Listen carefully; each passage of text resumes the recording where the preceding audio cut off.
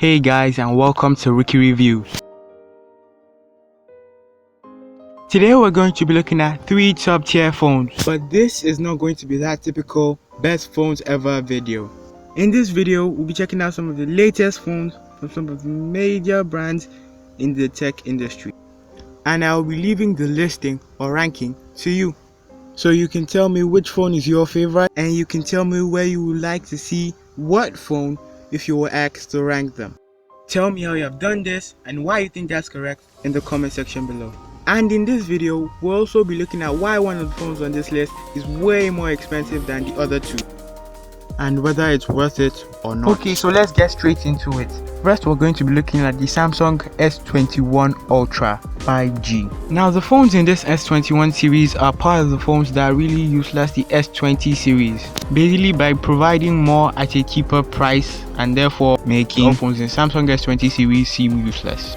It has a 108 megapixel quad camera setup at its right, and a reasonably large 5000 mAh battery. It has a 6.8-inch dynamic AMOLED display with a 120Hz refresh rate and 1500 nits of brightness, and also the fingerprint sensor in the display. It maxes out at 16 gigs of RAM and 512 gigs of ROM. Now, this phone has fixed storage, so there is no slot for a memory card.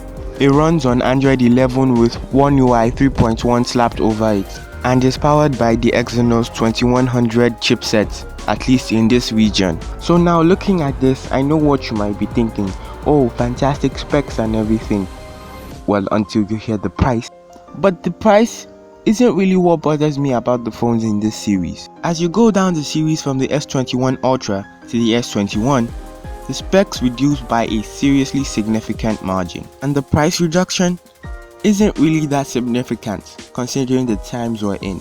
Like, take for instance, on the Galaxy S21, you get a 4000 mAh battery, a 1080p display, and maxes out at 8 gigs of RAM and 256 gigs of internal storage. Sure, they still have the same processor, and they both have a dynamic AMOLED display, and are both 5G, but take those features out, and nobody will buy this phone for $100. Little wonder why Apple beat Samsung in phone sales.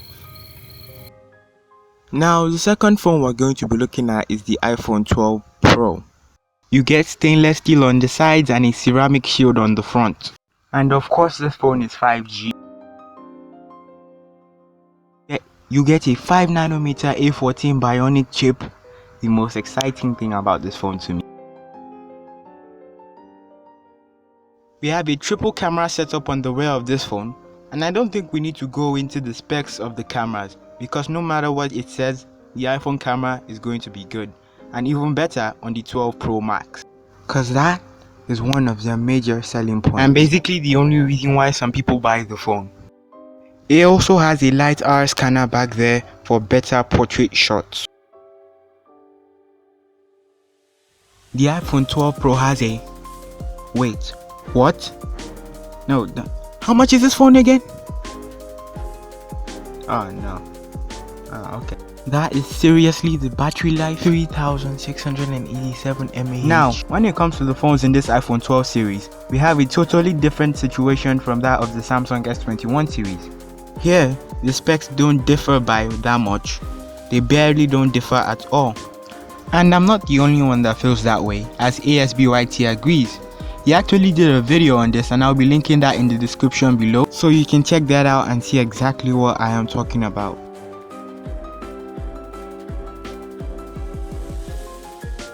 Now, the last phone we are going to be talking about, and the most expensive on this list, the Huawei Mate 40 RS. This phone is expensive by any standard, and I expect insane specs for that price. But that is not exactly what you get.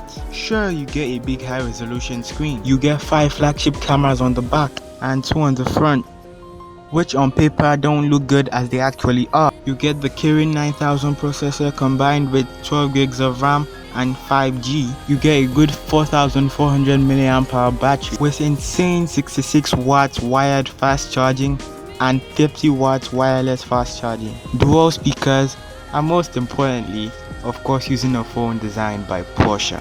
but the phone lacks in more areas than it should. You get a 90Hz display, no Google services, an internal storage that maxes out at 256 gigs and doesn't have option for a memory card, no radio, and no headphone jack. For the price of this phone, which is about $2,500, I think I should get 2 headphone jacks. I mean, for a phone that price, I am supposed to have nothing or very little to complain about.